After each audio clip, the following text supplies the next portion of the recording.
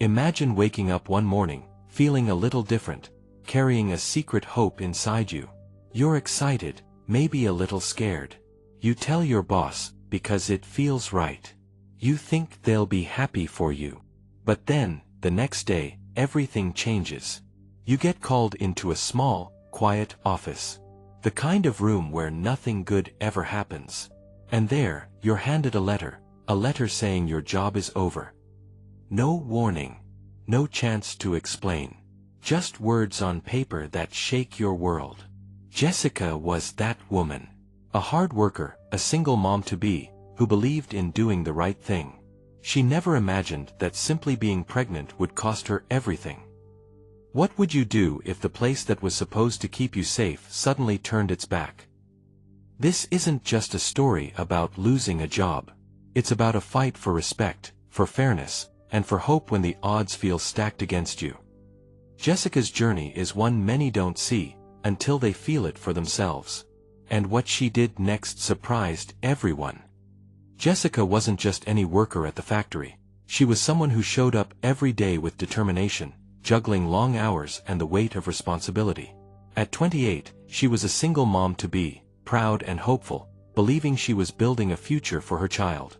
She wasn't asking for special treatment, just a chance to keep going, to hold on to what she had earned through hard work. When she told her manager about her pregnancy, her heart swelled with a quiet kind of joy. She imagined a simple, understanding response. Instead, days later, an unexpected call to the HR office changed everything. The room felt colder than the November air outside as she sat down, the letter in front of her sharp and final. The words said she was being let go, effective immediately. The reason was clear: her pregnancy made her unable to fulfill job duties. Jessica's world narrowed to a single question: how could this be legal? The weight of fear pressed on her chest. Bills, rent, doctor visits, all suddenly uncertain. It wasn't just about losing income, it was the feeling of being discarded, judged for something that should have been celebrated. She thought about her unborn child, the life she was trying to protect. In those moments, confusion mixed with anger, but beneath it all, a quiet resolve began to grow. Jessica wasn't ready to let this be the end. She knew the road ahead would be hard, filled with doubt and fight. But she also knew that standing up wasn't just about her. It was for every woman who had ever been told they weren't enough because of who they were becoming. The letter was just the beginning. After the shock wore off, Jessica faced a new reality, one where every step forward felt like walking on thin ice. At home, the silence was heavy, the phone ringing with bills she wasn't sure how to pay. Her doctor's visits were scheduled, but without a job, the worry in her chest grew louder. She reached out to friends, hoping for guidance, but many had faced similar battles and warned her. Pregnancy discrimination was all too common, even though it was against the law. The company claimed she couldn't perform her duties, yet no accommodations or options were offered. It felt like being erased for simply being pregnant. Every day, Jessica grappled with the unfairness, the sting of being seen as a liability instead of a person. She spent nights researching her rights, calling legal aid, trying to find a way forward. The fear of losing her health insurance, the stress of job hunting while expecting a baby, all weighed heavily on her spirit. Yet beneath the exhaustion, a quiet determination grew. This wasn't just about her paycheck anymore. It was about standing up to a system that too often turned its back on women when they needed it most. Jessica decided she wouldn't be silenced.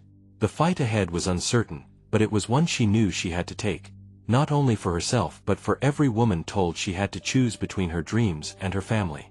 Jessica's next steps were uncertain, but she knew one thing: she couldn't let this go unanswered. With trembling hands, she reached out to a local legal aid office specializing in workers' rights. The moment she met her attorney, a calm sense of hope began to grow. Together, they gathered every piece of evidence: her performance reviews, testimonies from co-workers who knew her dedication, and documentation showing the company's failure to provide accommodations.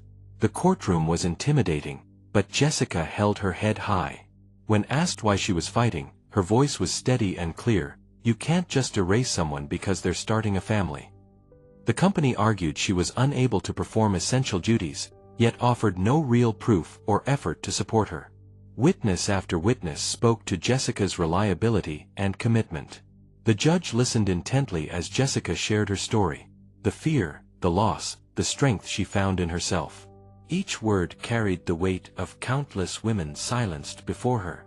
As the trial unfolded, tension built with every statement, every cross-examination. The truth was on her side, but Jessica knew justice wasn't guaranteed. Still, she refused to back down. This was more than a legal battle. It was a stand for respect, for fairness, for the right to keep her dignity intact. And when the judge finally spoke, the room held its breath, waiting to see if her fight would make a difference. The day the verdict came was quiet, but heavy with meaning. Jessica sat in the courtroom, heart pounding, hands clasped tightly in her lap. When the judge announced that the company had violated her rights and ordered them to pay damages and change their policies, a wave of relief washed over her. It wasn't just about the money, it was the validation she'd fought so hard to earn. Outside the courthouse, news reporters waited, their cameras flashing as Jessica spoke softly about the fight for fairness. Word spread quickly, and offers for new jobs came in, from places that promised respect and support for working mothers. Jessica felt something she hadn't in weeks: hope. Yet beneath the joy, there was a quiet awareness that her journey wasn't over. The scars of being judged and discarded wouldn't vanish overnight. Still, she held on to the promise that standing up had changed something. Not just for her, but for the women who would come after. She looked down at her growing belly and smiled, knowing this fight was about more than just her story. It was about making sure no one else had to face the same silence and rejection. In that moment, Jessica realized that courage doesn't always roar. Sometimes, it's the quiet choice to keep going, even when the world tries to say no. Sometimes, the hardest battles we face are the ones fought quietly, away from the spotlight, behind closed doors, in moments when giving up feels easier than standing tall. Jessica's story reminds us that defending our dignity isn't just about winning a case. It's about refusing to accept less than we deserve. When we find the strength to speak up, even in fear and uncertainty, we don't just change our own path. We open the door for others to follow. Courage isn't always loud. Sometimes, it's the steady heartbeat of hope that carries us through. If Jessica's story touched something in you, the courage to stand up when the world tries to push you down, then share this story with someone who needs to hear it. Every time we raise a voice for fairness and kindness, we remind others they're not alone. Subscribe to the Empathy Room for more real stories of people who face impossible odds and choose hope. Because sometimes, the smallest acts of kindness and bravery can change a life, or even the world.